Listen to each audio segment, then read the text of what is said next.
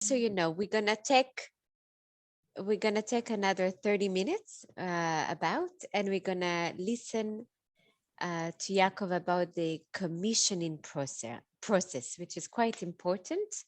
And just a reminder that we, Innovation Africa, will only pay the final payment to the contractor once the procedure of the commissioning is done, meaning it is the water engineer who has to tell us, yes, everything is completed, you can go ahead and pay.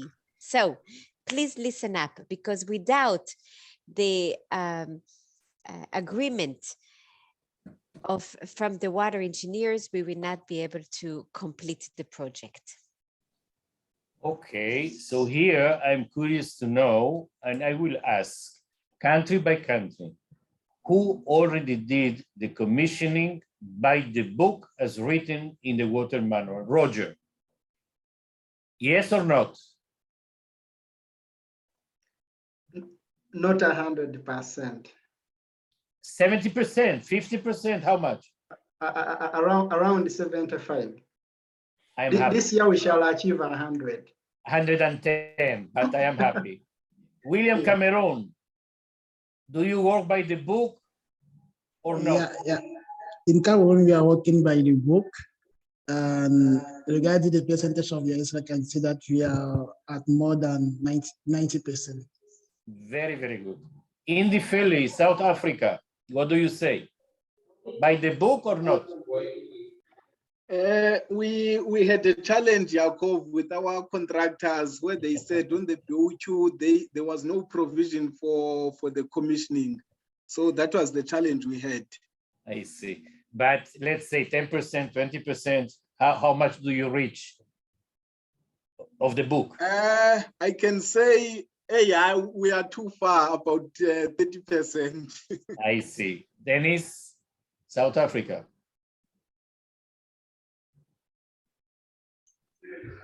Yes, Jacob, we're having the same problem because the BOQ and our contractors, we always have to fight. So, yeah, I can say we are a bit far. Okay, what you need to do is to show them that it's written in the handbook, in the water manual, and they sign it, so it's part of the contract. So in the BOQ, not in the BOQ, it's in the contract. But I understand the fight. Menzi, same story? For me, it's around 70%. And Francois. I don't hear you. Yeah.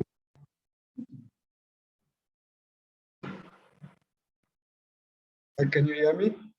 Yes. Yes. For me, I would say it's 70%. Francois is a bit more accommodating. So just a fraction of. How much do you say? I didn't hear you, the percentage. 70. Wow, this is good. So you see in the Feli, and Dennis, Menzi can do it, you can also. Jacob, I think we should really look into how it's written in the contract. I'm not so sure that we should maybe be more specific about it in the contracts. That's what I'm saying. I know that the water manual is the annex for all the contracts, and if not, it should be. Malawi, Kit.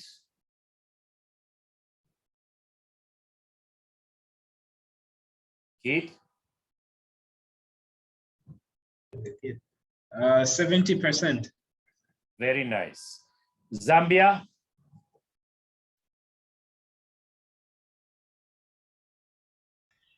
Yes, Yakov, how are you?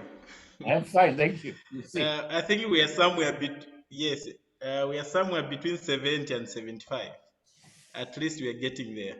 Okay, very nice. And last but not least, Tanzania.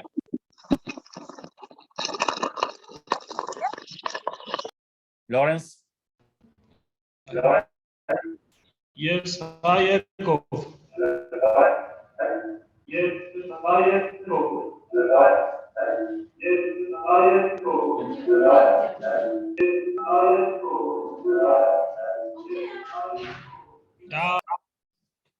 Write it down.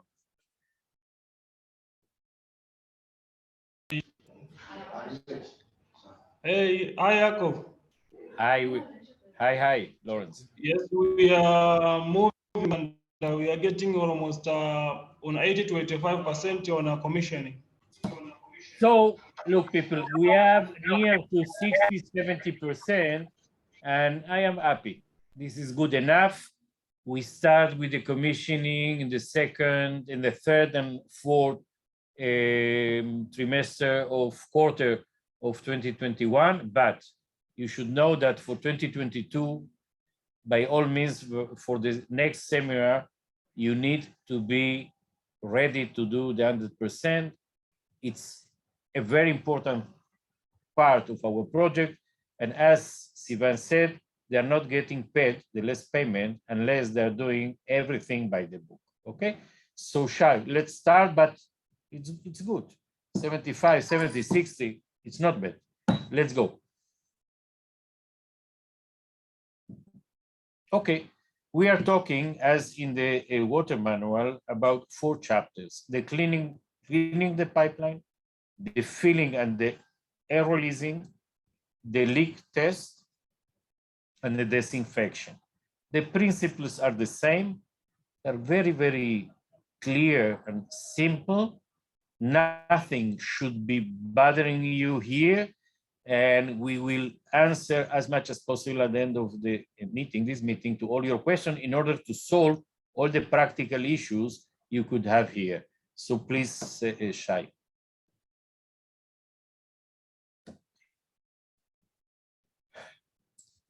What we have here, it's an estimation of the quantity of water that we need to clean, to flush our pipes. And we said in the same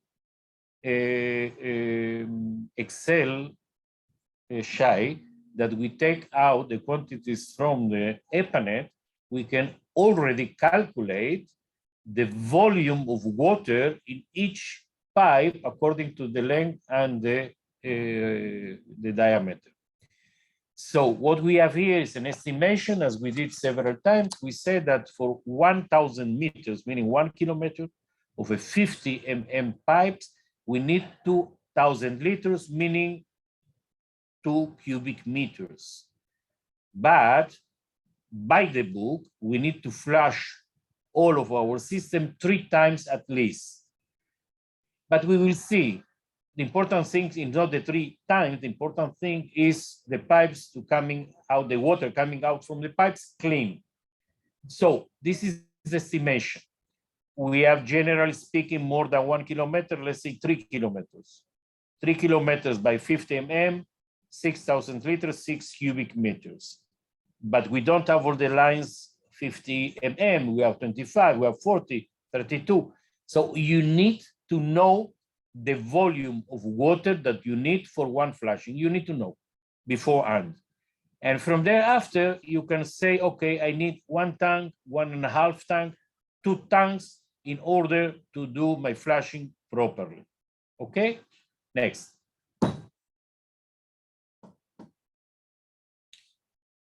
The flushing procedure, we open the taps from the lowest tap to the highest tap. As we should know till now, the water is going downhill. So the water will reach faster the downhill, the lowest tap. And we wait till the lowest tap, the water coming out from the lowest tap is completely clear. Then we close it until we go to the next lowest tap. We wait till this one is clean. We close, we go to the next lower, and so on so far. This is the plan. We should have the plan beforehand. As we see here, the order is A, B, C, D, E, meaning tap 2, 1007. B is tab 1, 110, 1010. C is up there, is tab 5. I need to move this one. 1011. D tab 4, 1012. And the last one is the higher one, this one.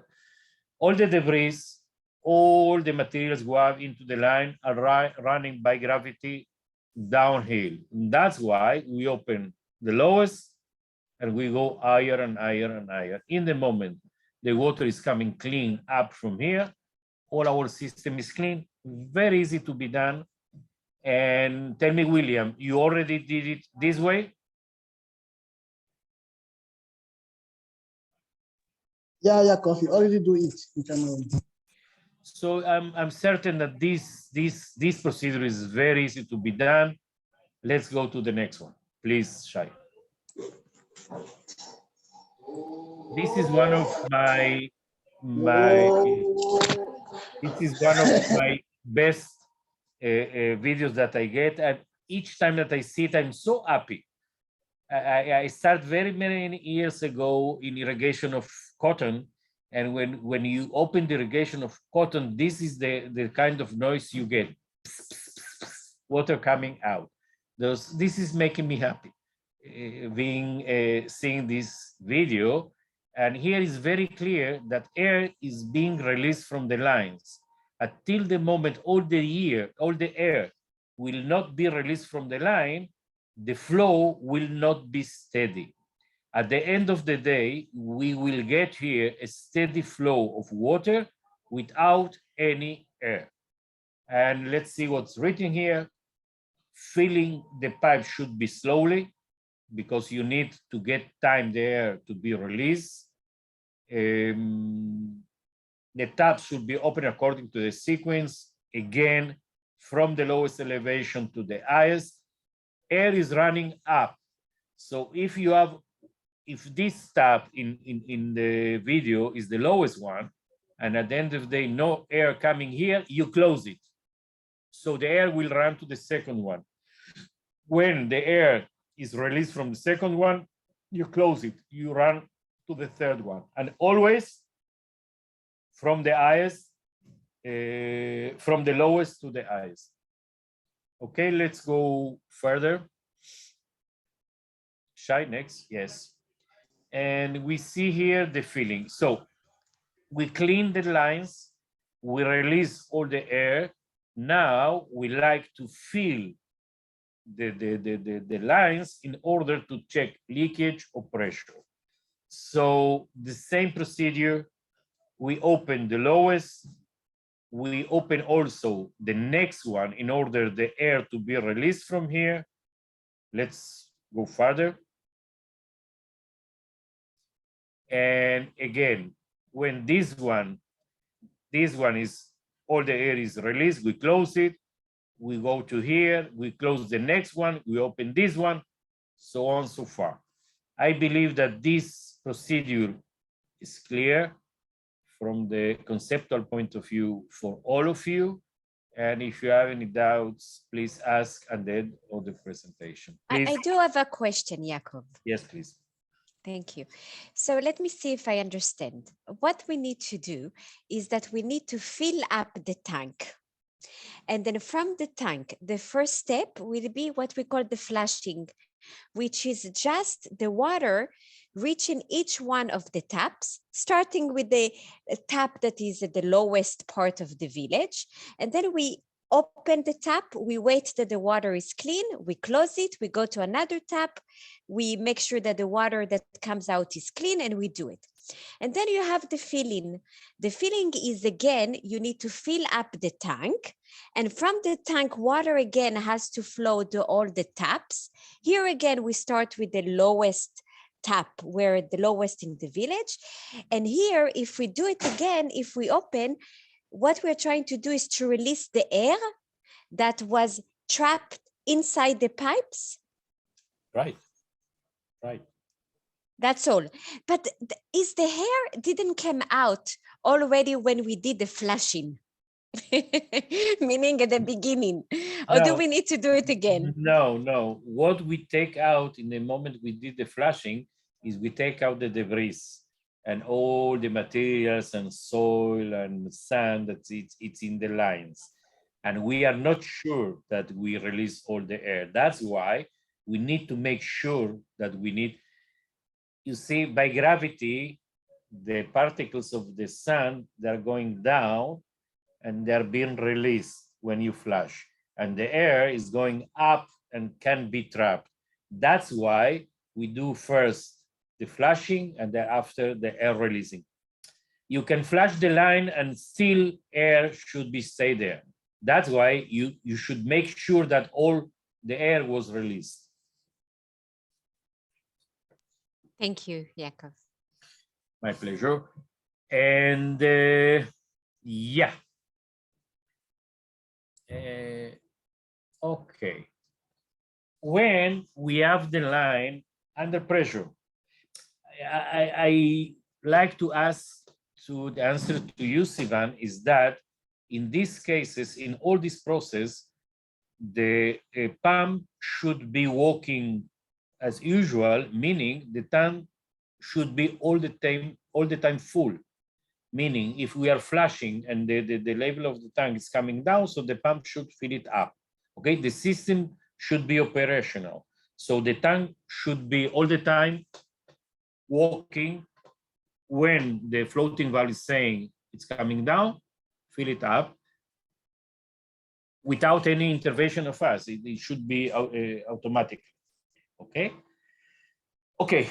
We now are looking of leaks, and how we do that. We like to check that the pressure in our lines stay steady for 1 hour. We did the filling, and now we install pressure manometers or pressure gauge in 2 or 3 tabs. And we close all the system. Our tank is full. We close all the system. We disconnect manually the pump. We don't like the pump to pump to the tank. We like the pump not to be operational. And we wait 1 hour. If the pressure in the manometers is going down more than, is the next one? Shai, the next slide? Yeah.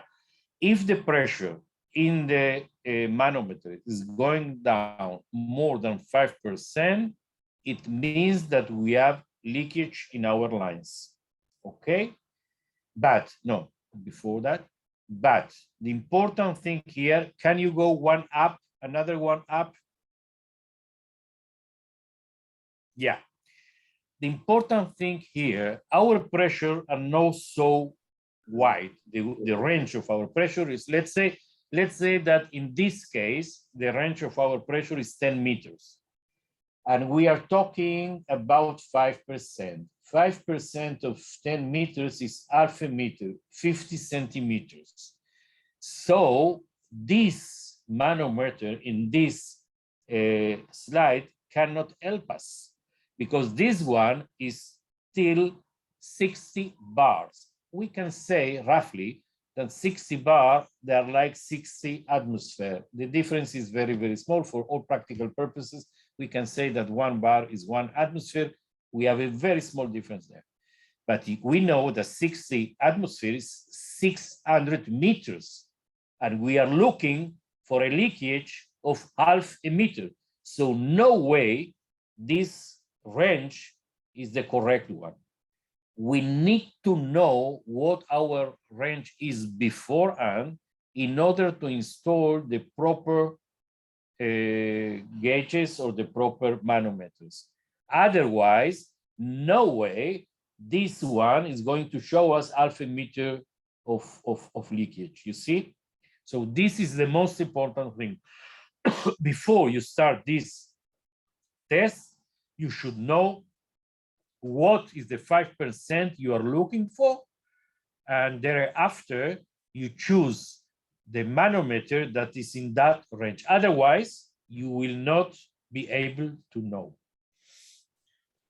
Now, I should ask, and this one is for the water engineers, if we said that our tank is full, and we said that all of our taps are closed, what do you expect will be the reading in our system?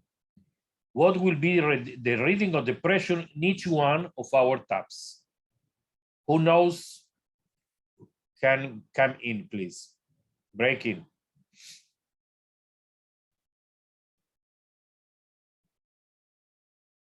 Why 1 bar, William? Do it with the microphone, Why 1 bar? 1 bar because our tower is a 10 meters tower, and the pressure at the taps is very close to the tower will be 1 bar. And if we have a taps, the lower taps is something around 10 meters to the ground level of the tower, and then we will have a maximum pressure there who will be 2 bar. I will give you a tip, and I like someone else to come with another answer. I agree with you that it could be 1 bar if we are in a flat area. But let's say that our tower is in 0 and our last tap is in -20. What will be the case there? Third bar. Sorry? 3 bar. Excellent. 3 bar.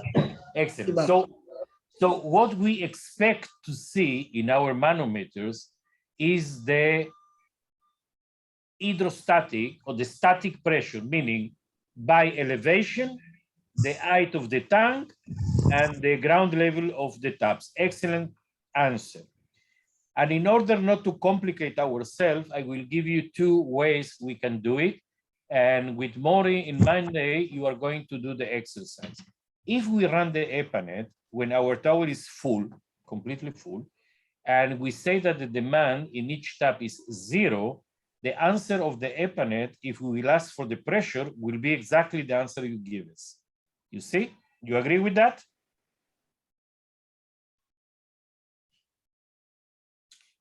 You should agree.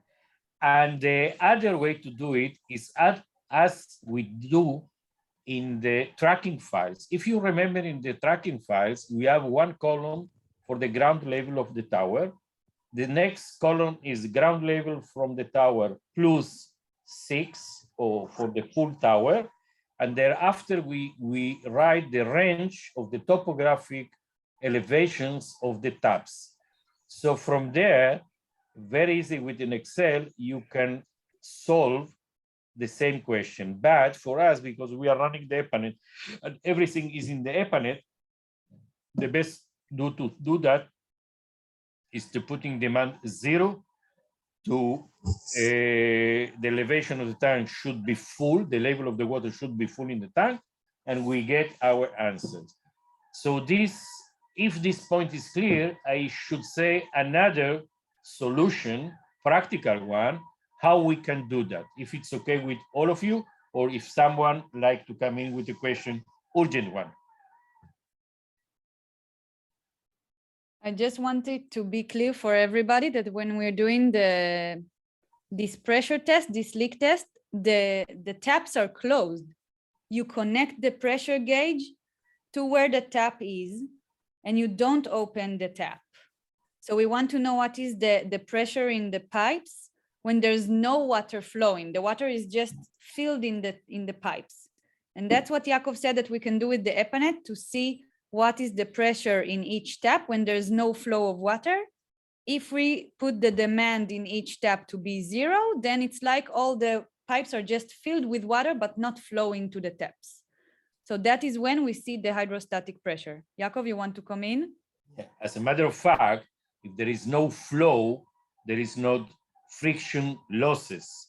And if there is no friction losses, as a matter of fact, what we have is connecting vessels. And that's why your answer was so right, William, because what we see is connecting vessels, and the topography and the height of the tank is saying what will be the pressure at each tap. So that being said, I will go forward, and after we will be open for questions. Yaakov, before you do, can I see if I understood it? As you are the best teacher, can I ask you? And let's see if I understood it. what we are trying to do here is that we take 3 pressure gogs, 3 pressure systems. We choose 3 different taps. 1 tap, the lowest, 1 tap at the highest, and 1 tap in the middle. And then we install those 3 pressure gogs and on the taps. And then what we want to do is to see what's the pressure is, and then we're gonna wait for 1 hour without doing anything. If the pressure goes down, then it means that there was a leak because the pressure is now lower, meaning on the way there was a leak. So the water and the pressure is going down. Is that what it is? This is exactly, and you open me to continue a little bit and to explain it a little bit more. It's okay with you? Please, please. Okay. As a matter of fact, people, if the pressure is going down, so some water come out from the system, as a matter of fact, the level of the water in the tank is coming down. And that's why the pressure is coming down, because the level of water in the tank is coming down, right? So we can do the same test by volumetric means, meaning if you don't have the right manometers and you need to do, because you need to do the leak test, what we are going to suggest is you to do the same, to fill up the tank, to close all the taps. You cannot install the gauge because you don't have them. You close the pump in order the pump not to fill up the tank, and to wait 1 hour. After 1 hour, you check the level in the tank, and if the tank is going down for 15 to 20 centimeters, that this is like 5% of the height is 5% of the volume, you know that you are with a leakage. And the question when we presented several months ago was how we are going to do it. So we were thinking with Maury and Shai, and we found a very, very easy to be done. One is easy and is improvised. The second one is by the book, and we did it with the Rothschild people in Uganda, with Meir and Ben also, but let's go the improvisation that I like it very much. You wait 1 hour, the pump is not running. After 1 hour, you go up to the tank, you open the entrance to the tank, you take a small scale, plastic one of the school, 20 centimeters, yeah, this is $1, and you check if the water is going down or not, and how much. If the water is going down more than 50, 20 centimeters, the system is not good. But you should ask me, yes, but where is our reference? How we know where is the level of the maximum full tank? So it's very easy. Before you start the system, either with the manometer or either by this improvisation, we fill up the tank till the overflow is flowing. In the moment the overflow is flowing, you close the pump and you wait. All the water will come out from the overflow, and you will know that our tank is full, full, full. Now, after 1 hour, you dismantle the overflow. You come in from the overflow with a bar of 5 millimeters, maybe steel, maybe aluminum, maybe wood, whatever you want. You go straight forward to the inlet, because the inlet and the outflow are 180 degrees, is one in front of the other. So you come from the outflow, you go into the inlet, and you have a line. You have a straight line, rigid line, iron, plastic, aluminum, wood, whatever you can achieve. And now we open the tank, we take our scale of 20 centimeters and we check. So easy. So this is the improvisation. If there will be questions here, I will answer. And if not, I will give you a more sophisticated way to do it, but it's not in our frame of work now. Yaakov, can I ask you if maybe there is an even more simplified way to do it? Can I make a suggestion and you tell me if it's correct or not? Okay. let's say we fill up the tank. Yes, and we are making sure that all of the taps are closed. And then we wait.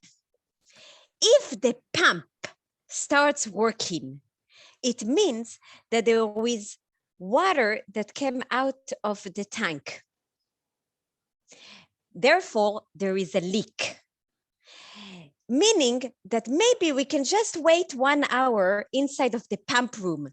If the pump stops working, it starts working, it means that the tank needs more water and therefore there is a leak. You are perfectly right, but your solution is more sophisticated, but is less accurate. That's why. Because, and Robert can explain you from Malawi, when we, and Ben also will explain in the next presentation, I believe, that the pump is coming in when the floating valve is going down. And you never know, maybe you know, but you cannot be so precise to understand how much it comes down or not. It's not easy to calibrate. You can do that. If the calibration is good, you are perfectly right. If Robert or all our engineers, electrical engineers and water engineers, do calibrate our floating valve for, let's say, more than 5% and not before 5%, the pump is starting off, your solution is perfect. But if you are not sure on so far, so it's so easy to be done. You put a stick between the outflow and the inflow. We take a plastic, I drink here 2 centimeters and I come down, I know that my tank go down for 20 centimeters or whatever. But if our calibration is good in the pump, so your suggestion is perfectly right.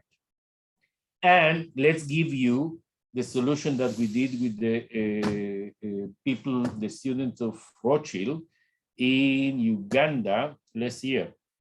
We installed a transparent pipe outside the tank and we connected to the bottom of the tank. So if the transparent pipe is connected, let's say a 20 millimeters pipe, 60 millimeters pipe is connected to the bottom of the tank, so we have connecting vessels and the same reading you get in the transparent pipe, you get into the tank. And if in the top or inside the transparent pipe, you put a ball, plastic ball of red one or blue one, you know exactly where the level of the tank is. But for the, and the experience we did in Uganda with the Rothschild student runs very, very nicely, but we don't take it in all our projects. We can do that.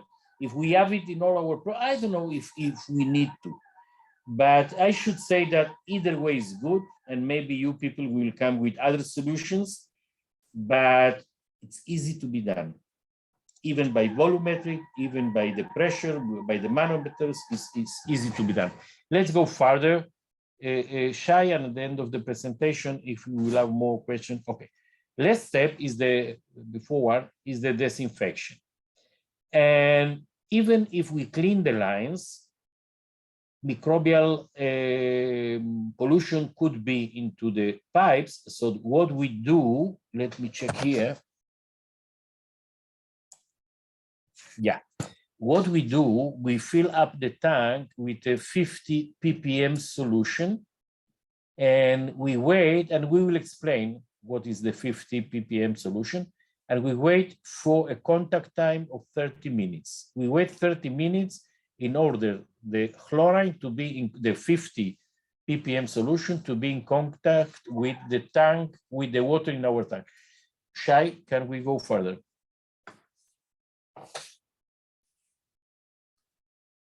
Before the disinfection, we should say, and to advise the population not to be there, not to drink the water, and to make very clear to the population that we are, if you have how to close the tap, so do that, because it's really dangerous. Let's go further. And here we have the calculation how to prepare the solutions. either if you have calcium hypochlorite or bleach. If you are bleach of 5% concentration, in our tank we add 10 liters and it gives us the 50 ppm we need. If we have granular calcium hypochlorite, 65%, we use 750 grams of granules to the tank, and this gives us the 50 ppm solution that we need. Let's skip the issue of preparing the 50 ppm. We will come back to it, but I rather prefer to explain all the logic and methodology of the disinfection, because it's really easy and it's important to understand the principle. How to do the solutions, our hydrogeologists should know, our water engineers should know, and we will do that. But let's go a little bit further. Yeah. What we do after we wait an half an hour, we open now the highest tap. We open it. If we smell chlorine, we are good to go, and I will explain it. And we go further and further from the highest to the lowest, because the water is coming, is running, the line is full, and the solution of the water with the solution is changing water without chlorine with water with 50 ppm. That's why the water is reaching first the higher till the lowest. We smell each one of them from the highest to the lowest. If we smell chlorine, we are good to go. And that's why, because our nose, let's go further, I will explain the after why. And we wait again half an hour. Why 1/2 hour? Because this is the contact time. We need the 50 ppm to be in contact with our tank for half an hour, and we need the 50 ppm solution to be in contact with all our system half an hour. After that, Shai, next.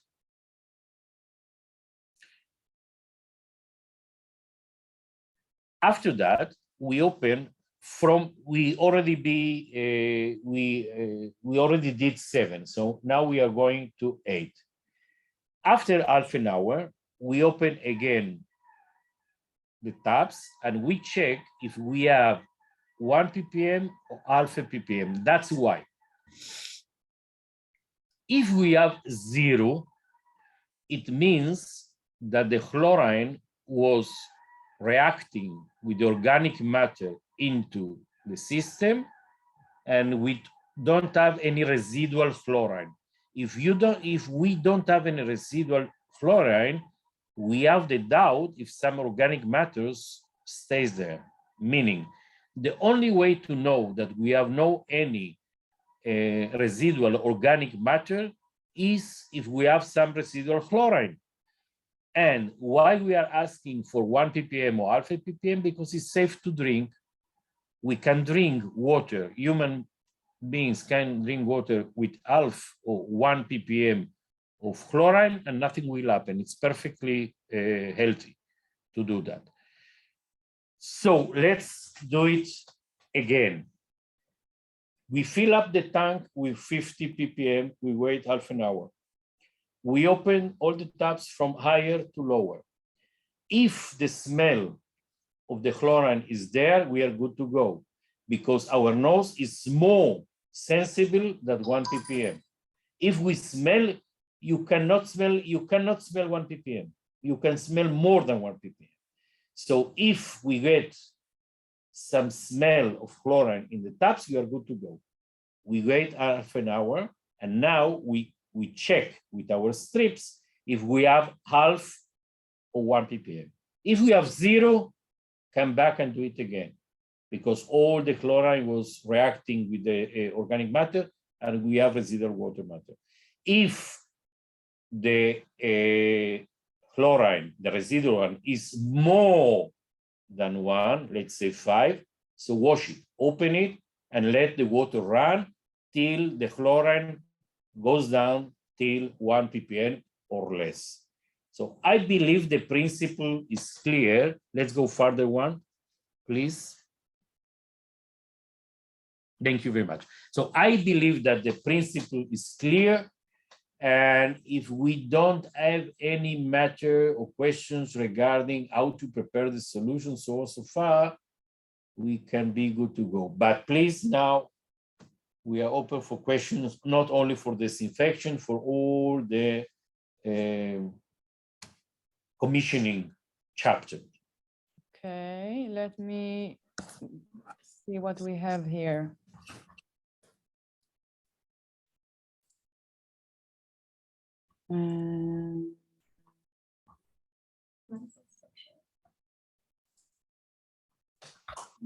Sorry.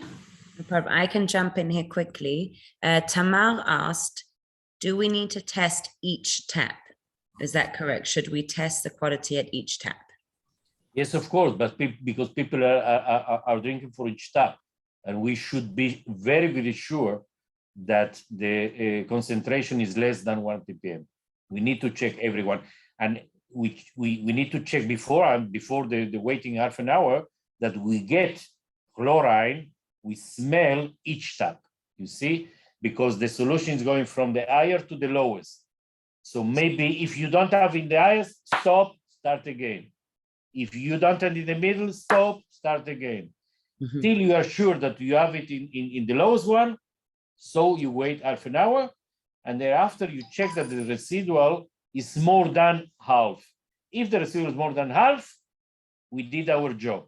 And if less, do it again and again, till at the last tap, you will get the half ppm.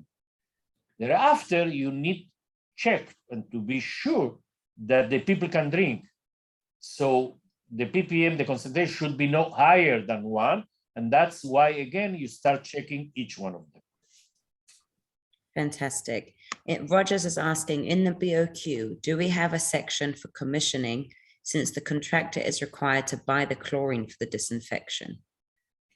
I don't believe so, but again, look, a contract, the BOQ is a part of the contract. I believe, in my belief, the main, and it's written, should be written in the contract. The main document in the contract, besides the annex, you have some hierarchy in the annexes. One is the design, the civil design, the civil engineering design, the water engineering design being the air panel. Thereafter, you have the specifications, that the specification and our manual. And thereafter the BOQ, or maybe before on the BOQ and thereafter the specification. But all of them are our contract. And if you don't have it in the BOQ, it doesn't mean you don't need to do it. But you should consider it because this is what the people of South Africa are saying. They are saying that there are no any provision and they cannot do that. It's not true, but we can understand that. So you can consider to add in general one line, meaning commissioning by the book, commissioning by the manual as per what Innovation African Water Manual. That's it, one line. So nobody can say nothing because they read the manual, it's written there. This could be the best solution to that question. It's a good question to add to the general, to the sub to the general, another line saying commissioning. That's it. Thank you very much. Everything included in that line. Yeah, we should add it to the BOQ. No problem. Excellent suggestion. Thank you, Roger. Also, just remember that he shouldn't charge us too much for this. It's only labor. It's only man hour. It's not, there is nothing, nothing that you need to pay for except for the chlorine. So it's just for it to be in the BOQ, so he can't say that he didn't know he has to do it. It seems that a lot of the questions were answered by our wonderful engineers inside the chat. So Shai, I don't know if you've seen any more specific questions, but I think a lot of them have actually been answered by written responses. So thank you everyone for jumping in here. Does anyone have any specific questions that were unanswered You can unmute yourself and ask, otherwise write it in the chat. But as I say, many of you were jumping in here to help answer. So thank you, everyone. Excellent teamwork. Thank you, Mikael. I think I have a question concerning flashing. As Yakov, you've showed us when water was coming out first time as they are trying to flush. My main concern there, if you connect the HDP pipe to the GI first time as you are flushing, there are higher chances of blocking the GI pipe. Remember, there is an elbow, water is trying to turn, and you know, first time there are a lot of debris in the pipeline. The pipe has been sitting there for some time. Even during a time of laying, there are possibly that soil perhaps entered in the pipe. So as you are flushing first time, it may block, and in the end, a contractor may be required to break to find the ways of accessing the blocked point. My suggestion was, if we are flushing for the first time, we first disconnect the HDP pipe from the GI pipe. Before water goes to the real tap stand, we first flush it before you connected the tap. So if there are any sort of debris, like maybe soil or whatever, it will pour before it enters in the GI pipe. I'm not sure I understand you, because, you know, our system, so I will explain and you will answer me. We have the tank with the GI pipes, yeah, the galvanized pipes coming down, and from there, from the outside box that we have there, the GI pipes are going to HDP pipes. So I don't understand from where you are afraid the debris is coming. You are saying that we need to clean beforehand the GI pipes and only thereafter to connect them to the HDP. This is your suggestion? I'm not sure. Yeah, because there is an elbow. There is an elbow. There is a vertical pipe, and then down there is an elbow. As you from that elbow, perhaps there is another pipe which connects the valve. The valve is in the manhole.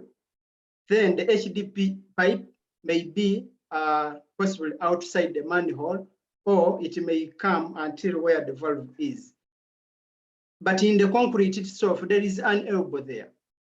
You can do that. You can do that. You can disconnect. What we are saying is to disconnecting the HDP network distribution system, to disconnect it, to open our tank, to clean the main lines that are coming from the tank to the manhole, and only then, when you are sure that, okay, maybe because these pipes were in the construction period and so on and so forth, and only when those are open, are clean, okay. You can also use the drainage that you have in the box, only to clean the GI pipe coming from the tank to there. So you can do it. You can Rogers, I think you're talking about the taps themselves. You're talking about the GI pipes in the taps, in each tap stands, right? The one that is very small, half-inch. Are those who you're talking about? The connection of the HDPE to the taps themselves? Aren't you talking about that area? Yeah, I'm talking about that. Thank you, Maury. Now I am with you. What I should suggest is to take out the taps, because those pipes should be 3/4, half an inch. They're good enough. And only if you have some debris, you can come in with a wire and to try to open it. Yeah, believe me, you can do that. You can, yeah. Believe me, I did it. If you have a half an inch pipe coming to the tap, you take it out. And if you have any debris here, you come in with a wire, metallic, what not? I did it. Don't tell me that not. You can do that with a wire, with a metallic wire, and you clean it. But whatever works. I don't know why should be so dirty our lines, but you can do that. You can do that. You can do that. I think, Yaakov, just Rogers and also Keith, they were worried about the debris just clogging up the pipe because the galvanized iron of the taps are so small. So they're worried about that. I think it's possible to flush first the HDP and only then flush everything together with the galvanized iron. I don't see why not. I mean, it would add another step, but it's possible. Try, but try. But I believe that the half inch of the galvanized pipe coming out from the taps can do it. But try, and if not, your solution is perfectly right. Okay, let's move on because we have one more question that I want us to answer regarding how to check the leak. What Yaakov was suggesting with the bar inside the tank, you can also do it with the diaper meter or however you want to do it. If you can check inside the tank and see how much the water level has gone down, you need to know how much is 5%, but you can definitely do it that way. That's exactly what Yaakov was suggesting, to look at how much the level of the tank has gone down. Also, there was a suggestion to install a flow meter on the outflow of the tank. You can do that, but I don't see why you would have a spare flow meter and it's disconnecting the pipes. I'm not sure if it's the best option to do. It is possible because then you can just know if there's flow going out. Maybe. Yeah, yes, I think we spoke about it 1 or 2 days ago. Instead of water flow on the output, we can put a pressure sensor and we will know exactly the amount of water inside the tank. And also we will know how much water is going out every 10 minutes, half an hour.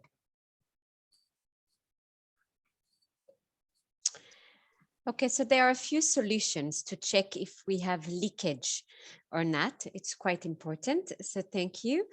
Shai, do you see any other important questions? So one more question about disposing the water with the chlorine. I see that Yaakov is nodding.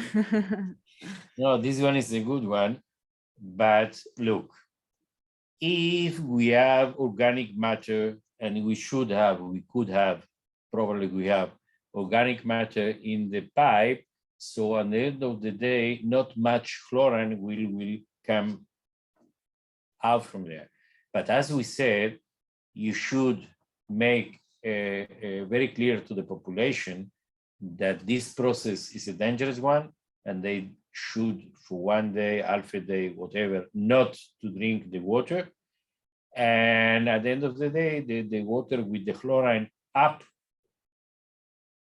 more than 1 ppm is going to the drainage, and that's it, to the pit, and that's it. Nothing, no the damage is going to be to the soil or to the environment.